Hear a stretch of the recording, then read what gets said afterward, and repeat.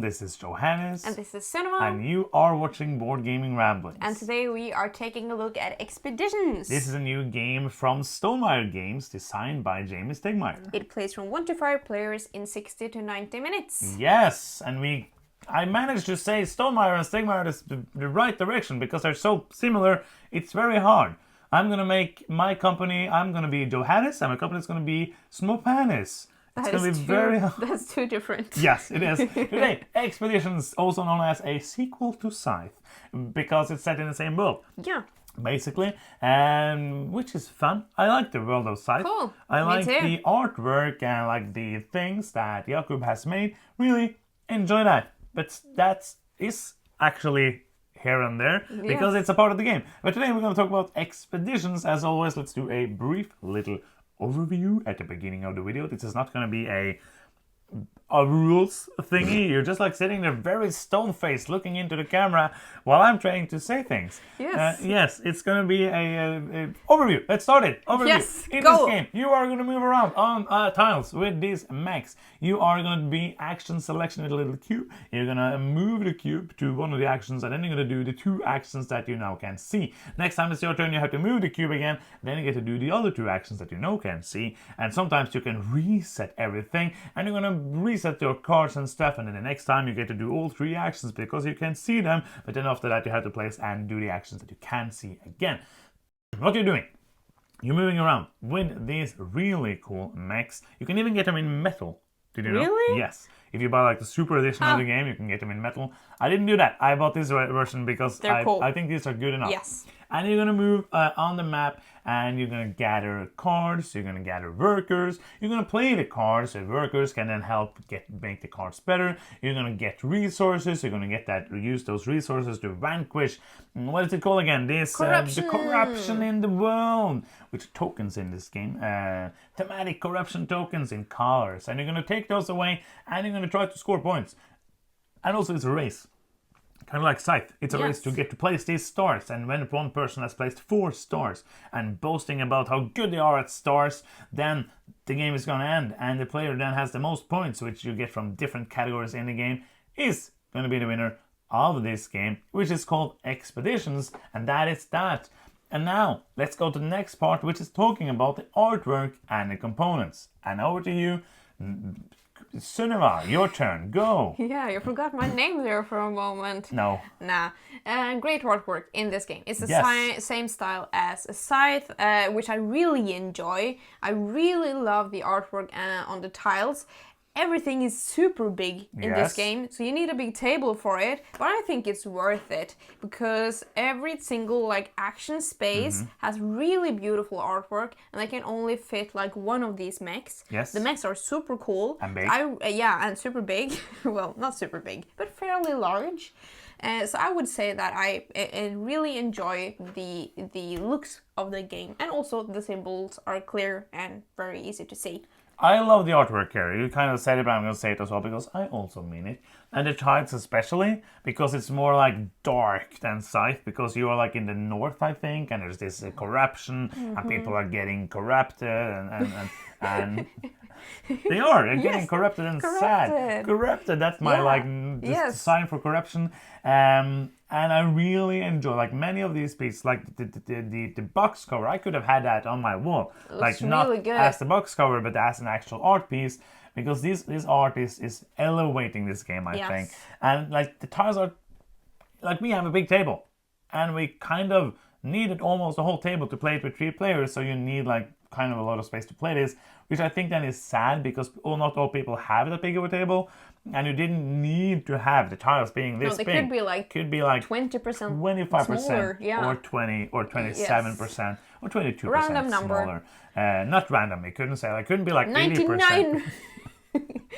That would be like the worst game ever. They are 99% to like this big, and the miniatures. Okay, that's Well, I have a nitpick with the artwork and the components. Okay. It's very minor, but it relates to the mechanisms because the actions that are hidden under the corruption, two of them are very similar in color. They could have chosen to like not gray and purple because they are very similar to me when they are covered up by corruption. Yeah. So then sometimes I have vanquished the corruption and I was just like, oh, that's the wrong action. Okay. That's never happened to me because I use glasses so I can see better. That's the reason why. Yes, because my eyes are perfect and then I add glasses on top of it. It's like, whoa, super sight. That is basically it. Cool. Yeah, so the game is fun. It has a rulebook. Looks like this. The rulebook is some pages long. It doesn't have page numbers. 15. It has page numbers. 15 pages long. I don't know why I say that information in videos because nobody cares. You would care if you like if it's a lot. Like if it's like the game, the rule book is 40 pages long, and people be like, "Good to know." Yeah, that's true. The rules are pretty straightforward. Like there's not that many actions in the game. I had to kind of read it, and then we started playing. And I was like, okay, everything clicks now, but that is normal. I would say that all in all, it has an okay amount of examples. It even has this like the thematic story snippets of who these different characters that you will play as is, and who the bear is, who is really the monkey. That's my question. There's nothing.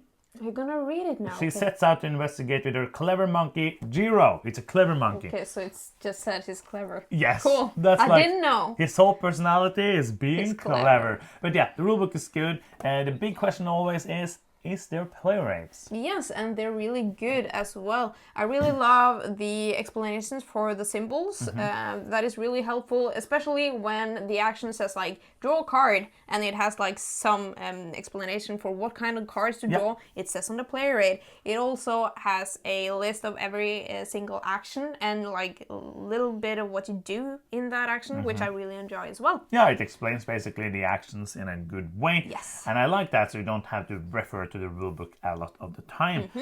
Game. We did play it. Yes. It took time. Yeah. And we played with people. Yes. So what time, people, and stuff?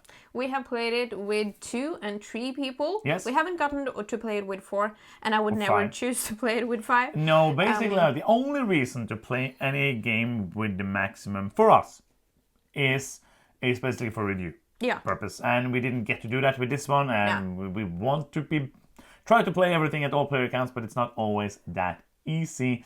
Learning game took us about 90 minutes. Yes, that but was 2 after player. that, the game has taken 60 to 75 minutes each Yeah, time, and that is a very nice. I like this kind of game at this length, and it feels very racy throughout the whole game, so it never bores me.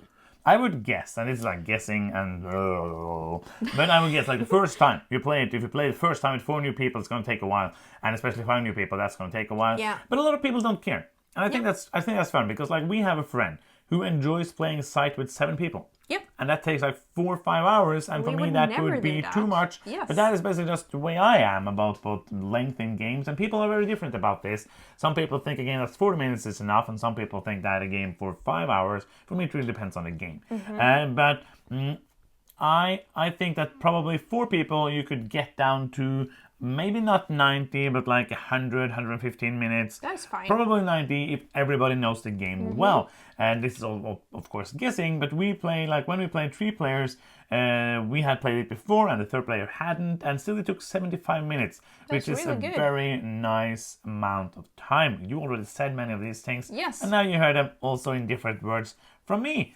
Gameplay. This game has kind of a simpler version of the action selection mechanism in Scythe. Yes. In Scythe you have this like the two rows, and you place action, and now I really want to play Scythe because it's a fun game, and you get to do the actions, but you have to unlock some of the actions to be able to do them, and you always have to move this if you're not playing red, I think, which can just do the same action over and over and over.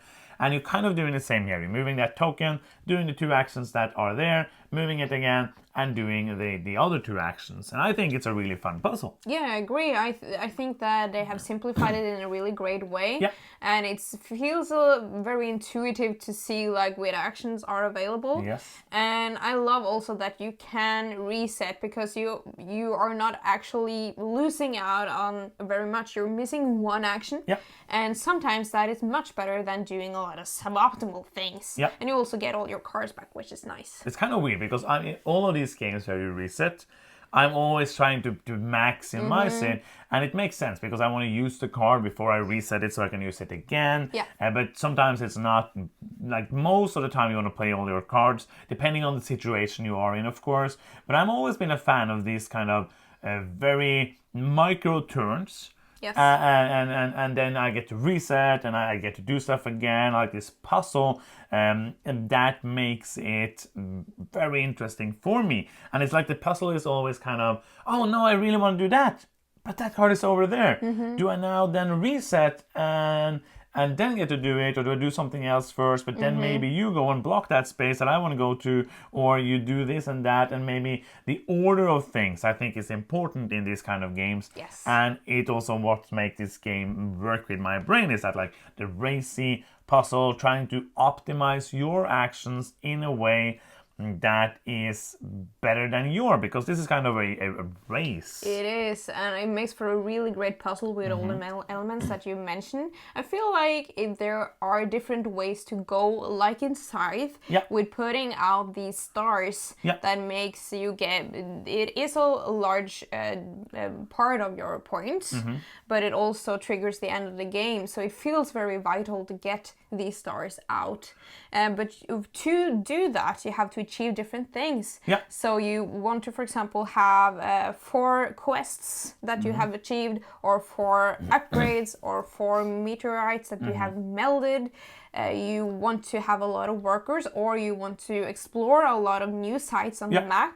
You also can place a star if you have 8 cards like that you control that you haven't turned into other things yet.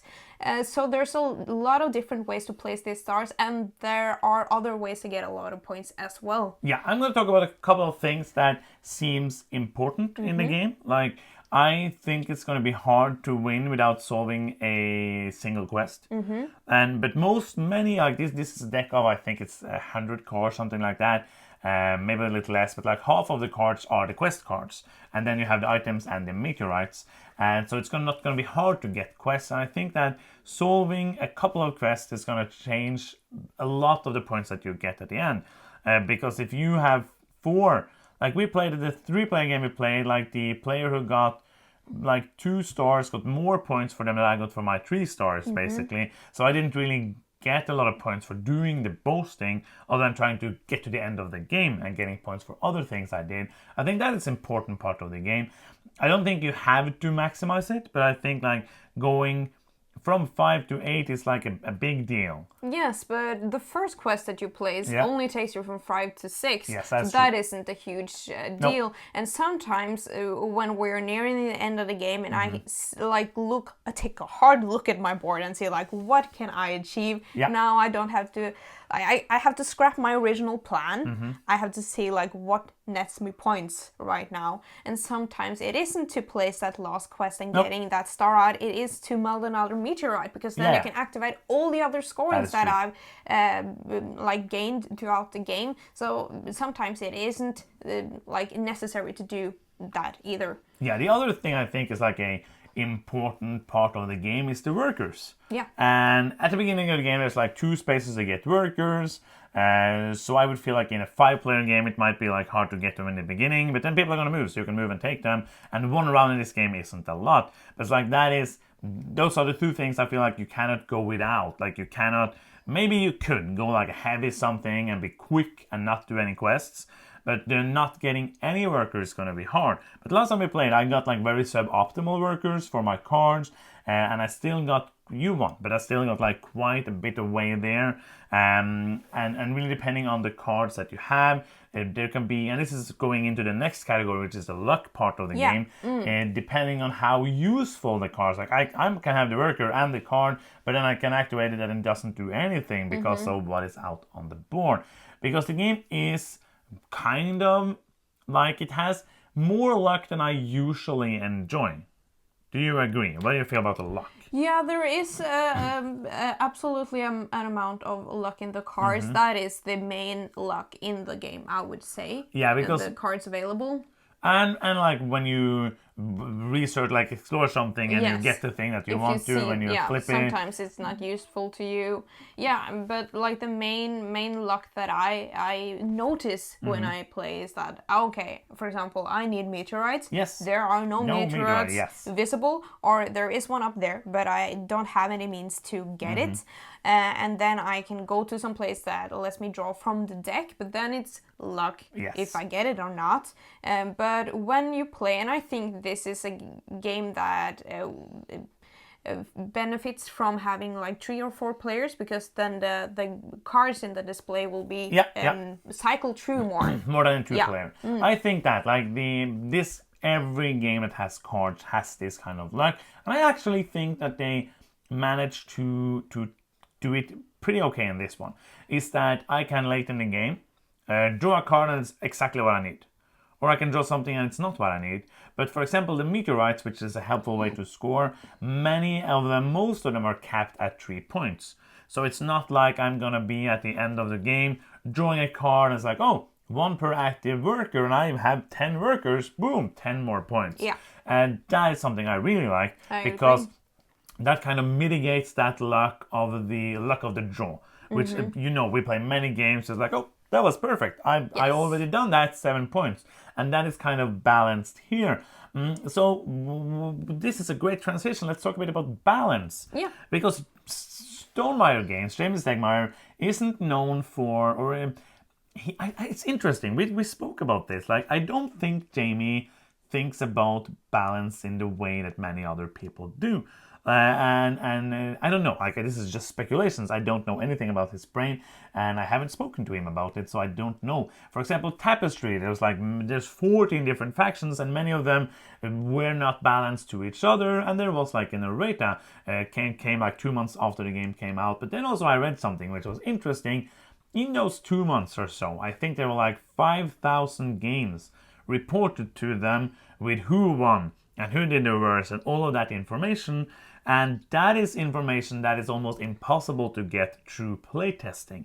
Or you had to playtest for like 10 years to get that kind of information. And I think that it's nice that they then turn around and say, like, oh, let's play it like this instead. I think that's better than saying, no, it's perfect. It's how it's going to be. In this game, I don't feel like it's a big thing. No, I agree. You have a mech that has a special power, and you also have... and one mech that has an unspecial power. That's true. And you have 2 cards that you're starting with, which is your leader and their companion, which has like... The core abilities are the same for every player, but they have like an alternate effect that are specific for you. And I feel like it's they feel balanced to me. Oh yeah. And the mechs also feel balanced, except for one that feels inferior to the others. And I think like when there's only 5, it shouldn't be that hard to make them like exciting. I think that I want to get an ability, and it has to be exciting. I think that's kind of that's more important to me than it being exactly balanced to the other people. Yeah. Because, oh, this is super cool, I get to do this thing, and you get to do that thing, which also sounds cool, but this is also cool. And you have like different things. You can move for spaces, you can get a discount for vanquishing, you can use map tokens as resources or points, and the last one is the 4th one, I don't remember. No. Is the one where you get to do the same last thing. But the last one, which I think is this one right here, basically gets to do everything 5 times. So like if the normal people can only do 4 quests 4 upgrades and 4 meteorites. And getting to do those 5 is hard because the game is mostly going to end before that. Yes. And it's not exciting. No, sometimes when you get that, it doesn't feel like you have an ability. No. But the other abilities aren't super overpowered either. No. So you're not missing out on that much. I think that is just a little like, this is an opportunity that you have. It's cool, but I agree that it's the least exciting one. But the other one, like for example, the one that get you move 4 spaces, you can use that every time you move. Yeah, but the one where you get to vanquish, you get to use that every time you vanquish. Yeah. And this one you only get to use if you maximize everything, and then you can do things one more time. Yeah. So it's not, everything else is an ability that you can actually use. And this is more like you have to plan super hard to get this, and then you can maybe get something from it. Yeah, I agree. You have to do 5 meteorites because that's the thing that you actually get points from. That is the thing that you net from, yeah. 5 quests doesn't really give you everything. 5 items or the upgrades gonna be late in the game, so you're only gonna get it for the points. That's like 3-4 points more. And then the last one, yeah. So this is it's kind of weird because the 4 others are fun. And as I said, exciting. They're fun stuff to do. Yeah. But this one's like, I'm also here.